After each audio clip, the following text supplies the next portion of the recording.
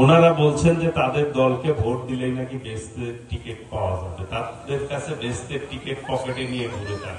তাদের নেতারা বলে যে রোজা আর পূজা নাকি একই রকম, মুদ্রারে বিতর্কিত। এটা হয় ইদানিং এই ভোটের মাঠে এসে, নির্বাচনের মাঠে এসে একটি দলের পাশে ইসলাম লেখা আছে। আমি এইখানে হুজুর আছে, বিজ্ঞ আলেমরা হয়তো অনেকে উপস্থিত আছেন, আমার কথা শুনছেন। ওনারা বলছেন যে তাদের দলকে ভোট দিলেই নাকি বেস্টের টিকিট পাওয়া যাবে, তাদের কাছে বেস্টের টিকিট পকেটে নিয়ে ঘুরে যান। এটা কি ঠিক বলে? হাসরের ময়দানে একমাত্র আল্লাহ রাব্বুল আলামিন জানে, নির্ধারণ করবে কে বেস্টে যাবে, কে দোজখে যাবে। আমাদের নবী ব্যতীত সকল নবী, রসুল, পয়গাম্বর সবাই ইয়ানফসি করবে কিয়ামতের ময়দানে, কারণ সকলেই কম বেশি ভুল করেছে আমাদের নবী ব্যতীত। তাহলে ওই দলেরই ইদানিং ভোটের স্বার্থে, নাম হচ্ছে জামাতে ইসলাম, ভোটের স্বার্থে তারা কিছু হিন্দু ভাইদেরকেও তাদের দলের সদস্য করতেছে। আমরা জাতীয়তাবাদী দল বিএনপি, আমরা সকলকে নিয়ে, বাংলাদেশের সকল শ্রেণীর নাগরিকদেরকে নিয়ে পথ চলতে চাই। আমাদের সেটা একটা আদর্শ যে সবাইকে নিয়ে আমরা পথ চলি। এখন ওই দলের নতুন করে তারা হিন্দু সম্প্রদায়ের ভাইদেরকে সদস্য বানাচ্ছে।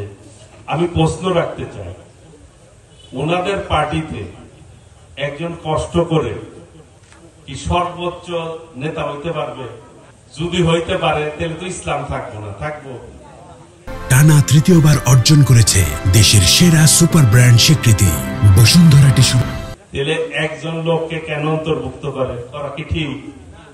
এই তাহলে তাদের যে আদর্শ সেটার সাথে সাংঘর্ষিক হচ্ছে। আবার ইদানিং ইউটিউবে আমরা দেখি যে তাদের নেতারা বলে যে রোজা আর পূজা নাকি একই রকম, মুদ্রারে বিতর্কিত। এটা হয়। আমরা আল্লাহ রাব্বুল আলামিনের সন্তুষ্টির জন্য রোজা রাখি, আল্লাহ যাতে আমাদের প্রতি রাজি খুশি থাকে। আমরা রাজনীতি করি, আমরাও কিন্তু বিভিন্ন ধর্মীয় অনুষ্ঠানে যাই, ওইখানে যাওয়া কিন্তু আমি বলি, আমার দলের কথা বলি, আমি মুসলমান ব্যক্তি, আমি নামাজ পড়ব, রোজা করব, আমি কোরআন তেলাওয়াত করব, এটাই স্বাভাবিক। আমার মুখ দিয়ে তো আমি গীতা পাঠ করব না, করব?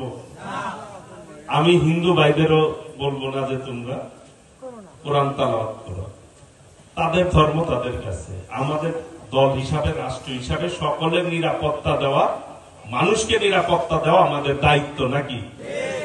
এখন ওই দলের নেতারা মুসলমানের সামনে যে ইসলামের কথা বলে, আবার ওই মুখ দিয়ে মন্দিরে যে গীতা পাঠ করে, তাহলে কি এটা ঠিক করতেছে না ব্যাঠিক করতেছে? তো এই ব্যাপারে আমাদের কি, এই কাজ যারা করে তাদেরকে কি বলা হয়? মুনাফিক বলা হয়।